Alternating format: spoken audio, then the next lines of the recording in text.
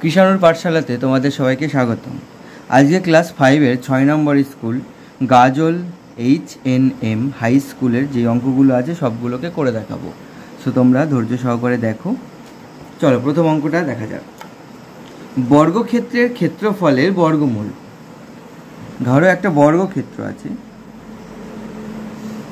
বর্গক্ষেত্রের ক্ষেত্রফল কি?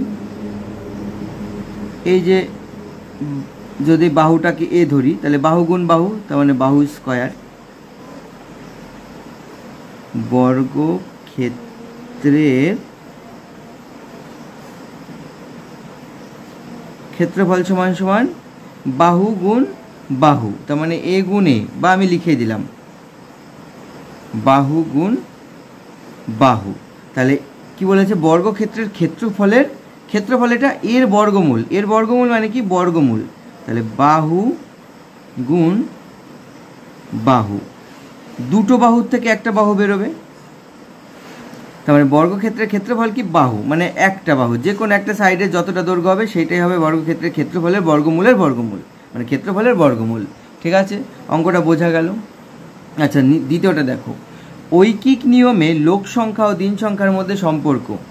যদি ধরো একটা কাজ করতে গেলে যত লোক সংখ্যা তুমি বাড়াবে তত তোমার দিন কি হবে? কম লাগবে না? তুমি ধরো একটা ঘর বানাবে, ঘর বানাতে গিয়ে তোমার যত মিস্ত্রি তুমি লাগাবে তত তোমার কম দিনে কাজটা শেষ হবে। তার মানে এটা ঐকিক নিয়মে লোক সংখ্যা আর দিন সংখ্যার মধ্যে সম্পর্ক হলো ব্যস্ত সম্পর্ক।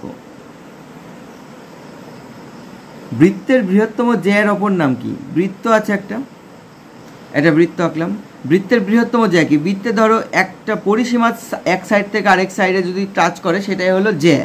তাহলে দেখো এইভাবে জ্যা যদি আঁকতে হয়, মাঝখান দিয়ে যেটা যাবে সেটাই তো সব থেকে বড় জ্যা। তাহলে বৃহত্তম জ্যা, আবার মাঝখান দিয়ে যেটা কেন্দ্র দিয়ে যাবে সেটাকে আমরা ব্যাসও বলি, ব্যাস। তাহলে বৃত্তের বৃহত্তম জ্যায়ের অপর নাম হলো ব্যাস। ক্লিয়ার? একটি বাড়ির 7-এর 9 অংশ রং করা হয়েছে, কত অংশ রং করা বাকি আছে? ধরো একটা বাড়ির 9 ভাগের 7 ভাগ রং করা হয়েছে। ঠিক আছে, 9 ভাগের মধ্যে 7 ভাগ রং করা হয়েছে। তাহলে কত অংশ এখনো রং করতে বাকি আছে? তাহলে হলো তোমার 9 ভাগের 2 ভাগ বাকি আছে। 9 ভাগের 2 ভাগ বাকি এখন আছে। তার মানে কত আমি লিখবো? 9 ভাগের 2 ভাগ, মানে 2-এর 9 অংশ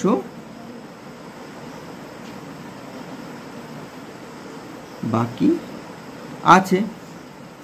1 ডজন ডিমের দাম 60 টাকা হলে 3টি ডিমের দাম কত? আচ্ছা, এইটাও দেখো, এখানে করি। 1 ডজন মানে 12টি ডিমের দাম 60 টাকা। 12টি ডিমের দাম 60 টাকা। তাহলে একটা ডিমের দাম কত? 60 ভাগ 12, 5 টাকা। তাহলে একটা ডিমের দাম যদি 5 টাকা হয়, আমার চেয়েছে কত? তিনটে ডিমের দাম। একটা ডিমের দাম যদি 5 টাকা হয়, 3টে ডিমের দাম কত?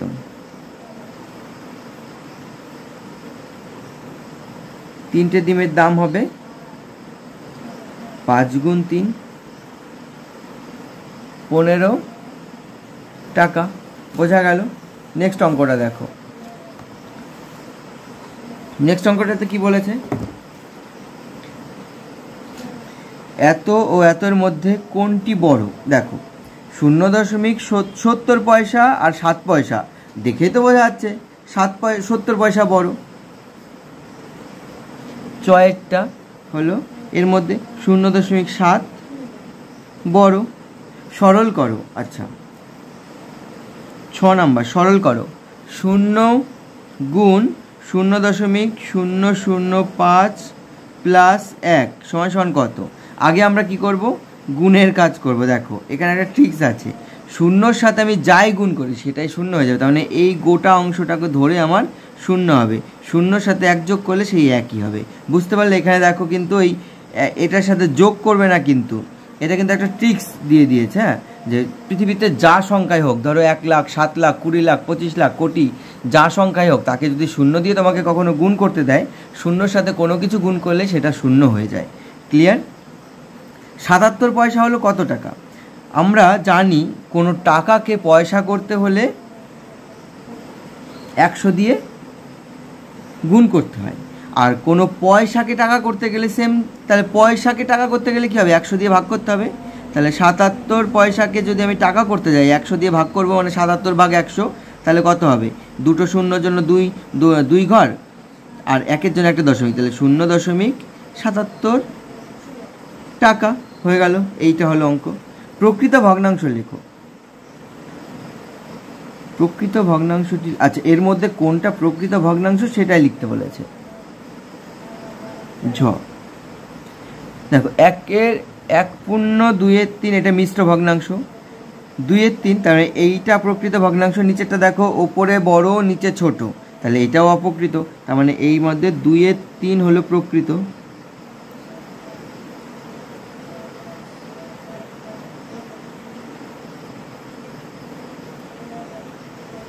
এইখানে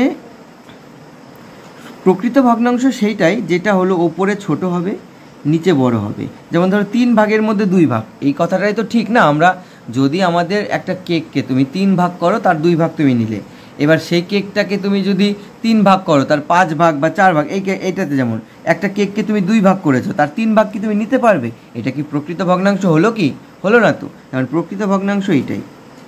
9/2/3 অংশ, একদম দেখো সিম্পল অঙ্ক। 9 এর গুণ 2/3, তাহলে 3 × 9, কাটাকাটি করলে 3 × 6, তাহলে 9/2/3 অংশ কত হবে? 6 হবে। হয়ে গেল এই অঙ্কগুলো। এবার 2-এরটা দেখো।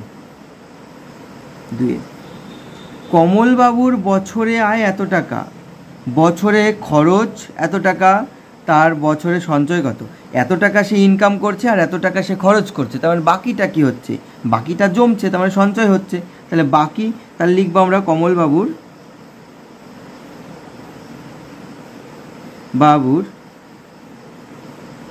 বছরে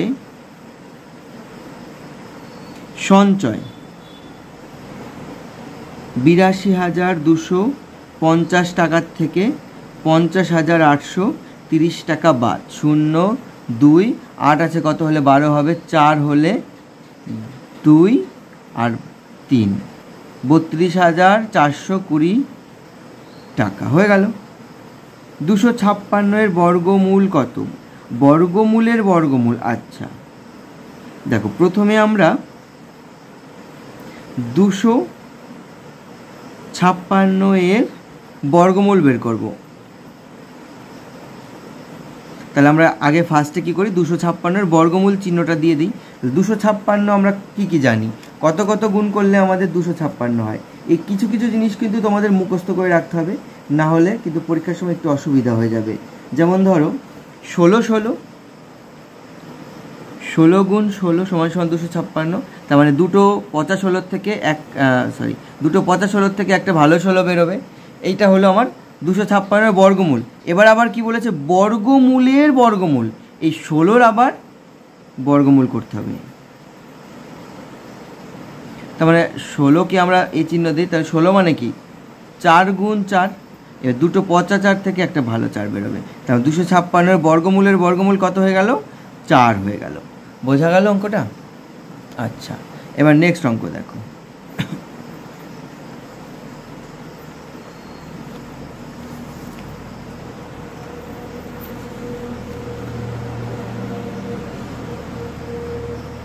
নেক্সট, স্থানীয় মানে বিস্তার করো। স্থানীয় মানে দেখো এই সংখ্যাটাকে আগে লিখে নিই। গ নাম্বার সংখ্যাটাকে আগে লিখে নিই। 4,567.83, তার মানে এইটা হলো 4,000 প্রথমে, তারপরে হলো 500 প্লাস 60 প্লাস 7 প্লাস, দেখো এটা দশমিক, তাহলে 8 দশক প্লাস 3 শতক। এই হলো স্থানীয় মানে বিস্তার। একটি বর্গাকার মাঠের ক্ষেত্রফল 225 বর্গমিটার। একটা বর্গাকার মাঠ আছে, তার ক্ষেত্রফল 225 বর্গমিটার। 225 হলো এই যে মাঠটা, এর ক্ষেত্রফল। তার মানে কি, ক্ষেত্রফল এই বর্গক্ষেত্রের প্রত্যেকটা বাহু সমান, এই বাহুটা যা এই বাহুটাও তাই। তার মানে আমরা জানি 15 আর 15 গুণ করলে 225 হয়। তাহলে একটি বর্গাকার ক্ষেত্রের মাঠের ক্ষেত্রফল 225 বর্গমিটার। মাঠটির বাহুর দৈর্ঘ্য কত লিখব?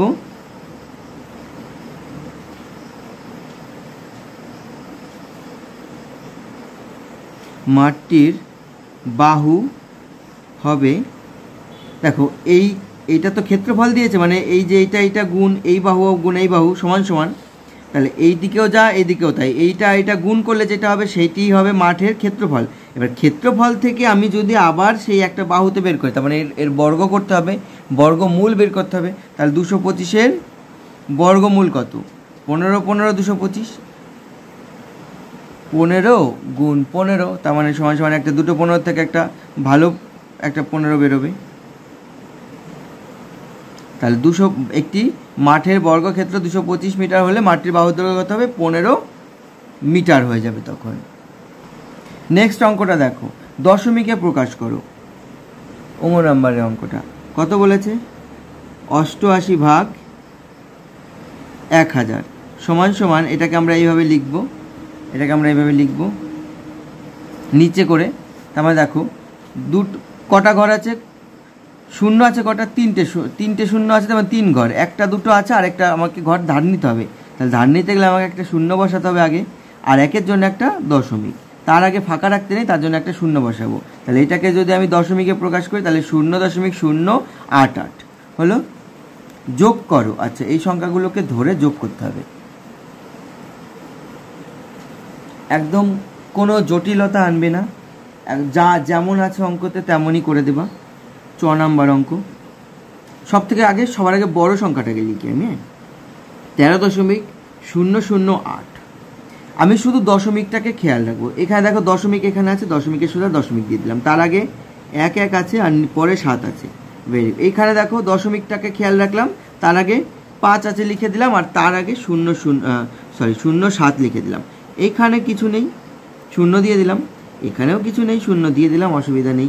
যোগ করতে বলেছে 8 7 7.5 আর 1 6 আর 3 9, 1 আর 1 2, তাহলে 29.778 হয়ে গেল। সমকেন্দ্রিক বিন্দু বলতে কি বোঝো?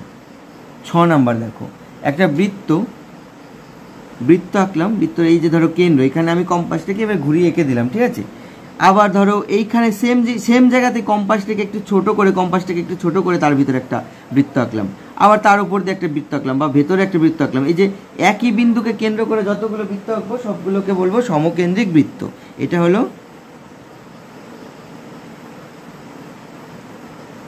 সমকেন্দ্রিক বৃত্ত। একটা দেখো 3-এর গুলো দেখো, একটা বৃত্ত আছে, বৃত্তের ব্যাসার্ধ মানে যে এটাকে বলে ব্যাসার্ধ। একটা বৃত্ত থাকে, বৃত্তের এই কেন্দ্র থেকে যেটা জানি এটাকে বলে ব্যাসার্ধ, আর বৃত্তের এই কেন্দ্র থেকে মাঝখান দিয়ে যদি পুরোটা যায় এই পাশ থেকে এই পাশ, সেটাকে বলে ব্যাস, ঠিক আছে। তাহলে বৃত্তের বৃহত্তম জ্যা কি বলেছে? আমি যে প্রথম অঙ্কটা যখন করেছিলাম না, তখন বলেছিলাম যে দেখো এই যে বৃত্তের বৃহত্তম জ্যা হলো ব্যাস। তাহলে ব্যাস যেটা সেটাই বৃত্তের বৃহত্তম জ্যা। তার মানে আমাদের বৃত্তের বৃহত্তম জ্যা বের করতে বলেছে, তার মানে ব্যাসটা বের করতে বলেছে। এইটুকু যদি 5 হয় তাহলে পুরোটা কত? এটা 5 হলে এদিকেও তো 5 হবে, তাহলে বৃত্তের বৃহত্তম জ্যা হবে 10। বৃত্তের বৃহত্তম জ্যা হলো বৃত্তের ব্যাস। অতএব 5 + 5 = 10 সেমি। বুঝতে পারলে তোমরা? স্কেলের সাহায্যে 5.7 সেমি দৈর্ঘ্যের একটি রেখাংশ অঙ্কন করো। রেখাংশটির নাম দাও। একটা স্কেল নেবে, স্কেল দিয়ে এরকম একটা স্কেল নেবে, স্কেল দিয়ে 5.7 সেমি, এই যে 5, এই যে 5, তারপরে 5 এই যে 5.567, এই যে পর্যন্ত একটা বাহু টানলাম, এর নাম দেব এ বি, হয়ে গেল। বৃত্তের ব্যাস কাকে বলে? বৃত্তের ব্যাস কাকে বলে? বৃত্তের ব্যাস হলো বৃত্তকে কেন্দ্র, মানে বৃত্তের কেন্দ্রক দিয়ে যে বৃহত্তম জ্যা আঁকা হয়, বা মানে বৃত্তের সর্ববৃহৎ যে দৈর্ঘ্য ব্যাসের, বৃত্তের কেন্দ্র দিয়ে যে বৃহত্তম, সব থেকে বৃহত্তম যে বাহু আঁকা হয়, সেইটাই হলো বৃত্তের ব্যাস। বৃত্তের ব্যাস তার ব্যাসার্ধের কত গুণ? আমি এই বারবার বলছি, দেখো, বৃত্তের ব্যাস হলো ব্যাসার্ধের ডবল। এই ব্যাসার্ধ যদি এটা হয়, ব্যাস হবে পুরোটা, তাহলে বৃত্তের ব্যাসার্ধ হলো ব্যাসের ডবল, ঠিক আছে? তাহলে বলেছে বৃত্তের ব্যাস তার ব্যাসার্ধের কত গুণ? ব্যাসার্ধের 2 গুণ।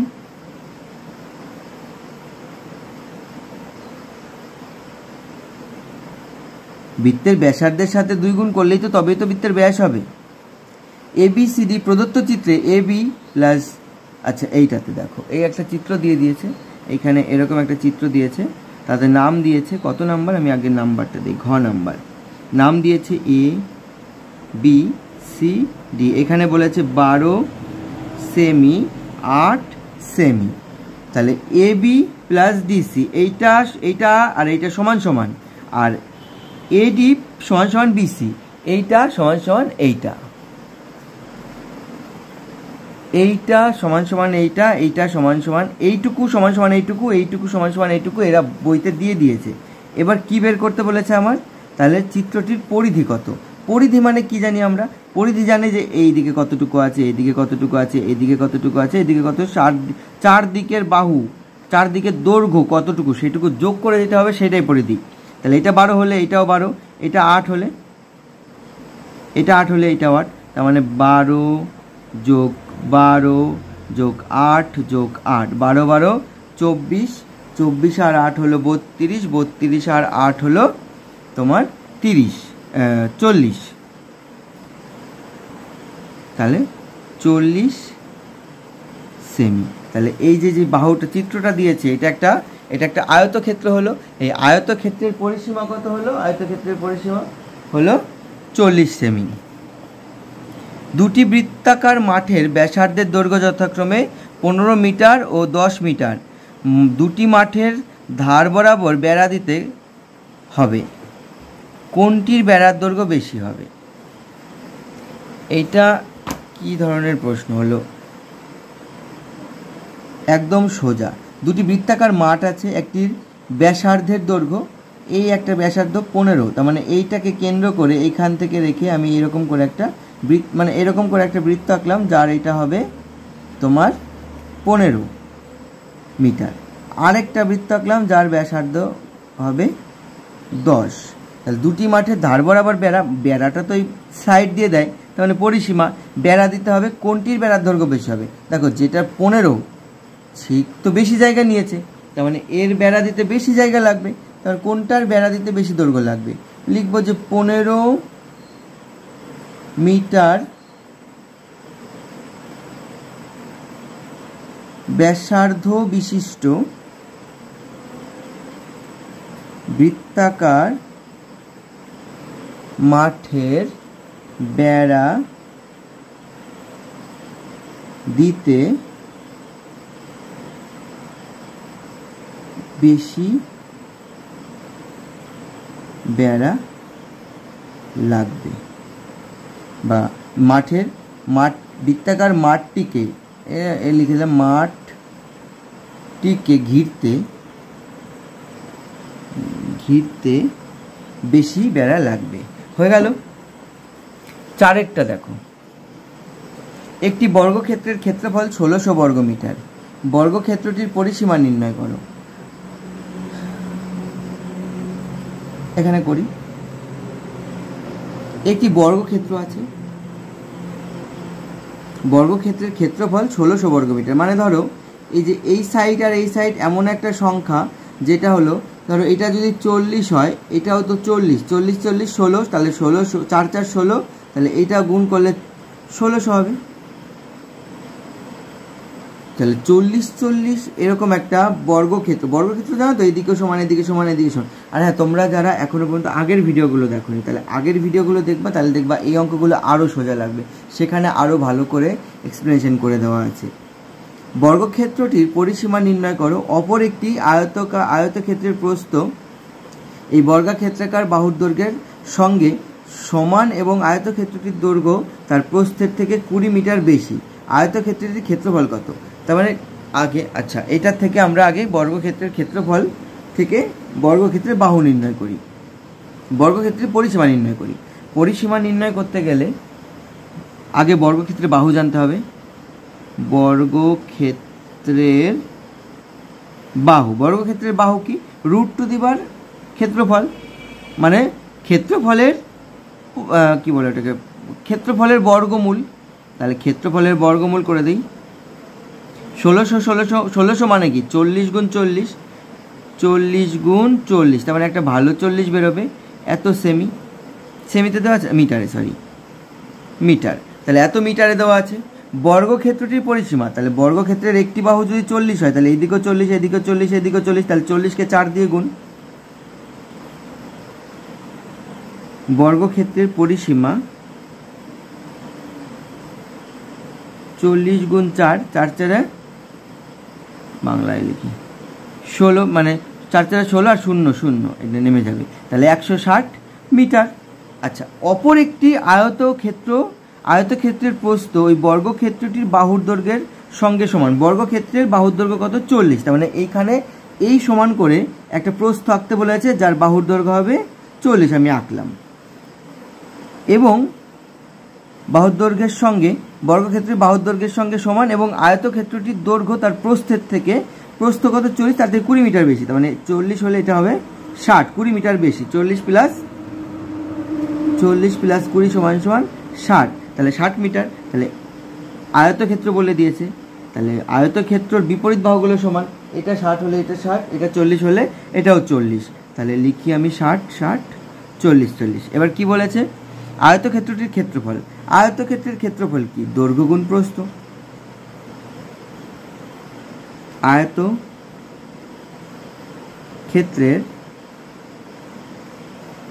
ক্ষেত্রফল বাহু গুণ, মানে দৈর্ঘ্য গুণ প্রস্থ। দৈর্ঘ্য কত এখানে? 60 আর প্রস্থ কত? 40। দেখো 4 6 24 আর দুটো শূন্য আছে, বসিয়ে দাও। 2400 এত বর্গ মিটার। হয়ে গেল এই অঙ্কটা। তোমরা ক্লিয়ার?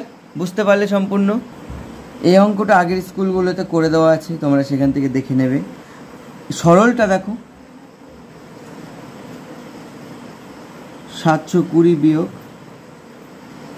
36 90 যোগ 70 ভাগ 14 বিয়োগ 64 গুণ 14 হলো। আগে আমরা বদমাশ রুল অনুযায়ী ব্র্যাকেটের কাজ আগে করব, তার মানে আমরা এইটুকুকে আগে করব। 720 ভাগ 36 বিয়োগ 90 যোগ 5 14 70 দিলাম, ভাগ আছে কত? সরি, ভাগ না, এটা বিয়োগ আছে 64। এটা দেখো, এবার ব্র্যাকেটের ভিতরে কাজ করব। 720 36 বিয়োগ, যোগটা করি, একবারে করে দেবো।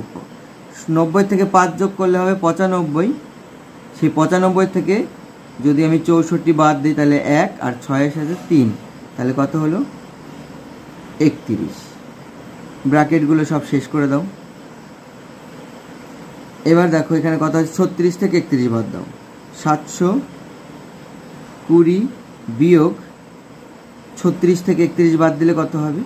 5। 720 থেকে 5 বিয়োগ দিলে হবে তোমার 715। হয়ে গেল অঙ্ক। ও, এর সাথে একটা গুণ আছে, সরি গুণটা আমি মিস করে গেছি। এখানে 14 গুণ আছে, তার মানে এইখান থেকে আমার চেঞ্জ হবে, এখান থেকে চেঞ্জ হবে, চেঞ্জ হয়ে এই ব্র্যাকেটের কাজ আগে হবে। তাহলে 720 বিয়োগ 36-এর সাথে 5 বিয়োগ দিলে কত হবে? 36 সাথে 31 বিয়োগ দিলে হবে 5, তার সাথে আছে 14 গুণ 720 বিয়োগ 5 14 কত? 5 14 70, এখানে করেছিলাম। এবার এটার থেকে 70 বাদ দাও, 0 7 আছে কত হলে মানে 12 হবে, 7 8 9 10 11 12, 5 আর 7 থেকে 1 বাদ যাবে, মানে হাতে 1 ছিল সেটা বাদ যাবে, হবে 650 হয়ে গেল এই অঙ্কটা। নেক্সট একটা অঙ্ক আছে, দেখো দেখো এইটাকে ওরা যেইভাবে করেছে আমরা সেভাবেই বলে দেবো। ঘ নাম্বারটা 4-এর ঘ, বিদ্যালয়ে দুজন কর্মচারী আছে ভিকি আর রাজু, এদেরকে স্কুল থেকে কিছু টাকা সাহায্য করবে, তাই প্রত্যেক ইচ্ছুক ছাত্ররা বললো যে আমরাও টাকা দেবো। তাহলে শিক্ষকরা বললো ঠিক আছে, তোমরা যত টাকা দেবে তাহলে 6 টাকা করে দাও। মোট 240 জন ছাত্রছাত্রী টাকা দিল, কিন্তু পরে ঠিক হলো যে অনেক বেশি টাকা উঠে গেছে, ছাত্রদের কাছ থেকে 6 টাকা করে নেওয়া বেশি হয়ে গেল, তাহলে ইচ্ছুক ছাত্রছাত্রীদের কাছ থেকে 3 টাকা করে তোলা হবে, বাকি টাকাটা ফেরত দেওয়া হবে। তাহলে 3 টাকা করে তোলা হলো, মানে বাকি টাকা প্রথমে 6 টাকা করে তোলা হয়েছিল, দিয়ে সেটা আবার ফেরত দিয়ে তাহলে 3 টাকা করে তুললো। তাহলে 3 টাকা করে তুললে 240 জনের কাছ থেকে কত টাকা করে তুলবে? 240 জনের কাছে মোট টাকা, আচ্ছা মোট টাকার বদলে আগে লিখি, দুজনের কাছে 3 টাকা করে তুললে মোট টাকা হবে 240 গুণ 3, 3 0 0 3 4 12 নামে 2, 3 দুগুণে 6 আর 1 7, 720 টাকা। 3 4 12 নামে 2, 3 দুগুণে 6 আর 1 7,